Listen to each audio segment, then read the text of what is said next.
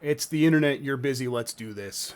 Jeff Grubb with GamesBeat.com, and this time we are going to be looking at the Samsung C32JG5 gaming monitor.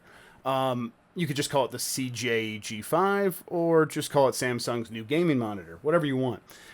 This is a 144 hertz refresh display and a 144p resolution, so it's a WHQD. I don't know if that has uh, a witty name or not, but that's what that goes by. Basically, it's 1440p, 144 hertz. Those are the big highlights of this display. I'm testing the 32-inch one, which I believe goes for $400, and I think there is a $300 model that is 27 inches.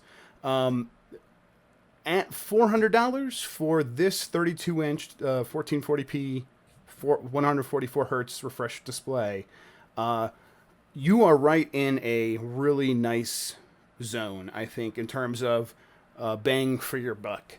So this is not a display that is going to give you HDR or built-in Gsync and FreeSync. It doesn't have any of those features. What it does well, and whatever it doesn't do, it doesn't even try. It's not trying to do those things.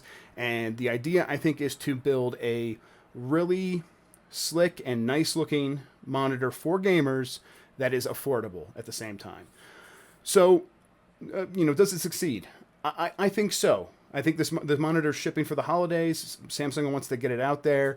I really like monitors that have G-Sync and FreeSync. I think HDR is still a hot mess, and we don't even need to really be concerned about that. So I'm honestly relieved Samsung skipped on that for this in order to save money. That was the right decision for now. So yeah, let's talk about it. You can kind of see that you can't really see it very well. I'll try to turn off some of these lights here. But when I look at it, here's what I see. A really sharp looking display that does a really great job with colors, does a really great job with blacks. It has a 3,000 to 1 contrast ratio. That's it's really solid for the VA display that it's using the VA technology in there. That means you're going to get some kind of the best, it is a jack of all trades display. And I think what it's doing here is it's punching above its weight for what a VA display can do. But VA display is also really great for gaming. So, while we're watching a movie on here, movie's 24 hertz, the response time doesn't matter. All that stuff is still built in here, and there's a on-screen display button right here. You click that, it brings up this menu, and then we could start going through stuff. There is like eye saver mode to reduce blue lights. There's for the inputs we have DisplayPort and 2 HDMI ports. I think there might also be a USB-C, but I cannot recall at the moment. But then you have all these options here. So I have it set on like the best for gaming. If we turn this stuff down, we might get a little bit better picture for the movie, for watching a movie. And that's fine. That's great. I'm glad that we have these options. But for the most part, I leave it on the gaming settings at all time. And even on these gaming settings where we have like a pretty solid fast response time, 144 hertz, and low input lag on, the movie still looks phenomenal. Again, I think that the blacks are really sharp and detailed. You could see in there, and the colors still pop in a really nice and sharp way.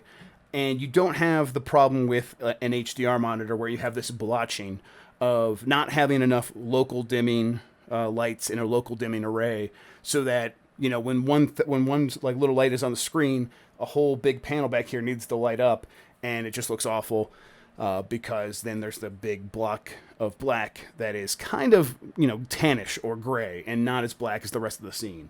That's what's happening with a lot of HDR monitors. That's what's going to happen until we get OLED. But this monitor just skips all that stuff. It doesn't worry about it, and what it ends up delivering is a picture that is on par with, I think, much more expensive monitors. And I think that might be the key takeaway here for the CJG5. It just has it's going to do really good for anyone who has a powerful enough PC to drive 1440p at 144 hertz. If you don't need to worry about Gsync or FreeSync, and you just want to, and you think you have a powerful enough PC to like drive those specs, natively and solidly, then you are going to just get an excellent display here. So let's talk about that though.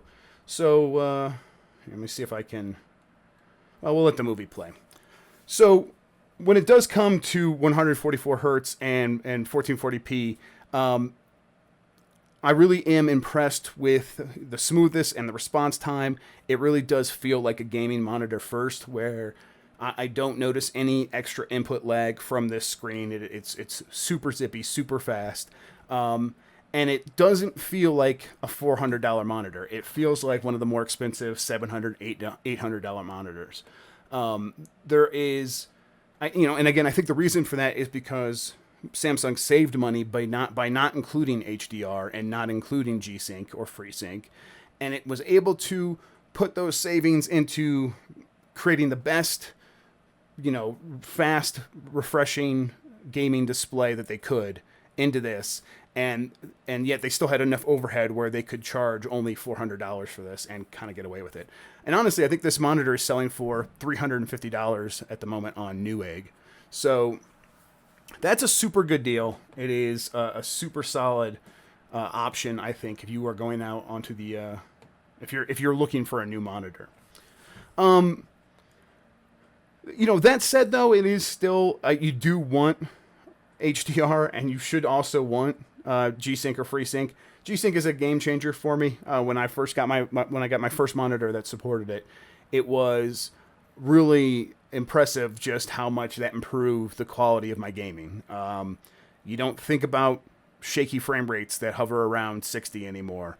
Everything just looks good. My monitor is a 60 hertz Gsync. And I would give up maybe Gsync to get some of the smoothness of 144 hertz in some games, but for the most part, I would actually probably end up sticking with a 4K Gsync monitor at 60 hertz.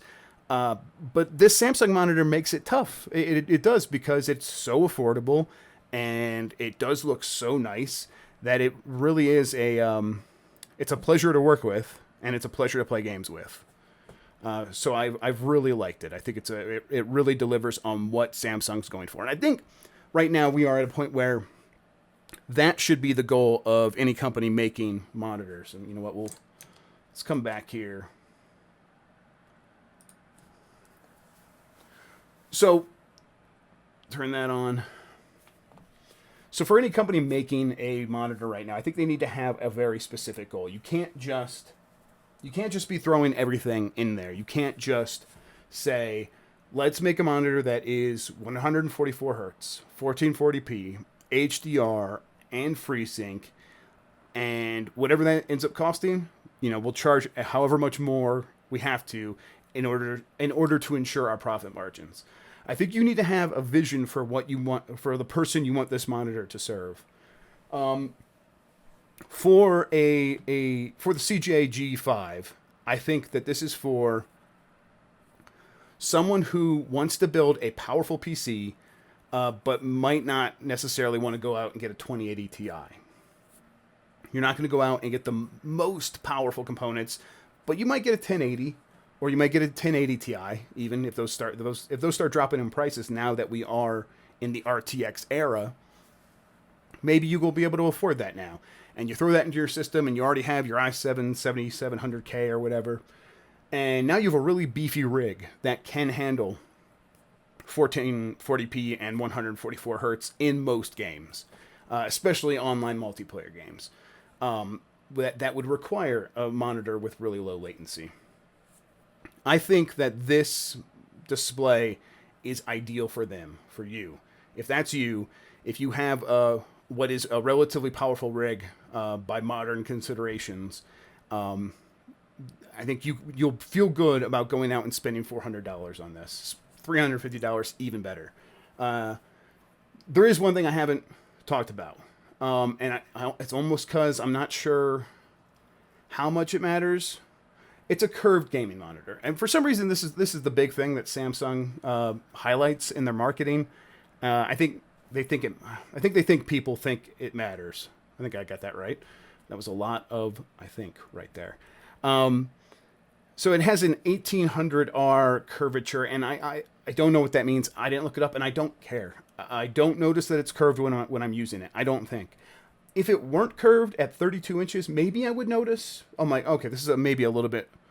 This is maybe a little annoying that the screen sort of starts to arc away from my eyes or whatever from my comfortable focal point. And that's the whole idea of a curved monitor is I sit here right in the middle and I look left, and because of the curvature, it doesn't matter where I'm looking, the screen is the same distance away from my face in general. And that means it's more relaxing on the eyes, and it's more enveloping and more immersive. And sure, maybe, I guess. I don't think about it in those terms when I'm using it. I just notice that the colors look right, and that the screen pops, and that the super high refresh rate looks really, really good. That's the stuff I notice. And maybe that's what you want from a curved display, is that you don't notice the curve. It just feels like it's completely natural. So this is not a good point, and this is not a bad point, but maybe it leans towards, yeah, that's fine, that's good. It's not causing any problems, and maybe because I'm not noticing it, maybe that means it's doing its job. That said, I think maybe at 32, 34 inches is when you want to start considering a curved gaming monitor. If you're picking between one or the other, if they're the same price and everything else is equal, I probably would go for the curvature option if I was at this size. For the 27-inch version of this, it's probably unnecessary. It's just not big enough to require that. And Samsung has that 49-inch 21 by 9 or like 36 by 9 display. It's an ultra wide display. That one, you definitely as hell you want that curved, because otherwise that you're gonna look down there and the screen's gonna be way off to your side instead of wrapping around you, and that just doesn't make any sense. 32 inches doesn't quite certainly doesn't have the same effect as that, but it's getting to that point where, okay, it's starting to make some sense, and it's more comfortable than not having that curve. I don't think there's not much else to talk about. I just, like I said, I think it's a really good bang for your buck when it comes to picking out a monitor. It's Samsung's latest tech, so it looks really nice. It's a sharp screen, a sharp display no matter what. And then to throw in those marquee gaming features of like 144 hertz and a low latency, that is just a huge boon on top of everything else that makes this monitor, I think, yeah, absolutely worth the price. So I think that's going to do it for me. I'm wrapping this up. Thanks for watching. Go back to this monitor review one last time. Turn this off again. You can see my bullet points over here. I like it. It's good. And I honestly right now I'm comparing it to the BenQ. This is I can't remember the model number for this, but this is much more expensive. It does have HDR and it does have FreeSync, but then it also has 144 hertz and it's 1440p and it's 32 inches. It's nearly identical in a lot of ways. And honestly, I think it's hard to tell the difference in the display quality looking at them side by side. If you turn on HDR, there's a difference, but I don't necessarily know that I like it better because it's HDR 400 over here. That's another video, though. We could talk about that another time. So yeah, that's going to do it for me. Thank you guys for watching. Jeff Grubb, GamesBeat.com. I'll catch you next time. I'm going to wave goodbye.